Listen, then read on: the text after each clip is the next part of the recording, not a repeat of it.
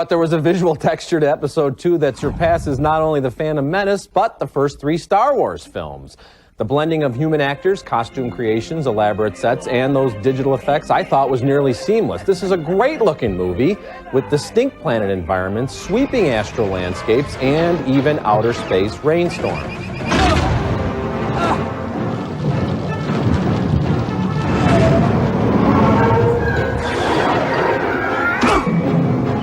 And it's not just the backdrops and the explosions that are more impressive, it's the non-human characters.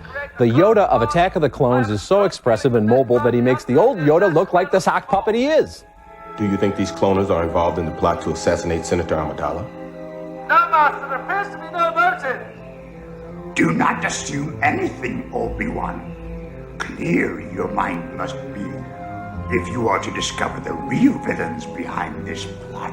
The cast is also uniformly strong. It's not easy acting opposite robots and blue screens and imaginary Jedi masters, but Ewan McGregor, Hayden Christensen, Samuel L. Jackson, and Natalie Portman are more than up to the task. I really liked the love story between Christensen and Portman, even though I couldn't quite figure out how he aged more than a decade while she looked pretty much the same as she did when he was a little boy. But that's a minor quibble. I like this movie a lot. Yeah, was she 10 years older than him or not? I thought so, but... Okay, now we disagree about the visuals, so let's put that to one side. There is not one line in this movie that you could quote with any pleasure. It is the most banal script I've ever read. It's just all about exactly what the plot requires them to say at any given moment, and the love story is just dead in the water. I don't think it's dead in the water at all. Any You've chemistry between them, and as for the things that they say, those are ancient, tired, romantic cliches from 1,000 other movies. Well, this is a long time ago in a galaxy far, far away, so maybe they invented these cliches, and then Shakespeare got them from there. But first of all, Natalie Portman and Hayden Christensen are great-looking actors, and I think they have a wonderful chemistry together. I like their love scenes together. I don't think they are at all. They just kind of stare at each other while I love you, but I mustn't love you. Well, you know what? And then the rest of the dialogue all involves what's happened before, what's going to happen next. Yeah, well, you know what's happening in the Empire, what's happening in the Republic. You go through all 5 Star Wars movies, and there's a lot of that sort of sci-fi, Western and outer space dialogue. It's corny stuff, and there's a lot of fortune cookie wisdom from Yoda. Somebody in this movie have something interesting to say, and say it with wit and style and flash. The actors are all dialed down. None of them seem excited enough to be who they are. Well, I disagree with that as well, and I think there are some witty exchanges between Ewan McGregor and Hayden Christensen, the apprentice and the master, that sort of thing.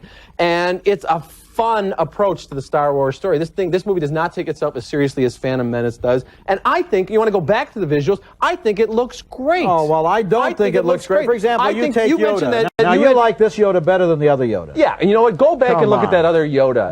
First of all, you can practically see the guy crouching underneath the other Yoda never looked like a sock puppet, and not only didn't he not look like a sock puppet, but Lucas has said that he tried to make this Yoda look like the Muppet Yoda. Only more expressive, and there's this whole crouching Yoda, hidden dragon thing. That Yoda turns into an action figure now with his lightsaber. I think that after is the next movies that Star Wars fans are going to absolutely love. I loved it. Totally out of character form. It's not totally out of character form. That's part of his skills. He's not just this brilliant philosopher. He's also a Jedi warrior. And you have the Force. He's a Jedi master. If you encompass the Force, you don't need no laser saber. You do when you're going up against another Jedi dude who's also got super duper go like powers. This. No, well, you're Yoda. Nobody can stop you. Well, he was being stopped mentally, so he had to go to the physical stuff. Okay. It's a lot of fun, and there's a lot of great action sequences. Okay, well, I'm sure that a lot of people will agree with you. I hope so. Okay.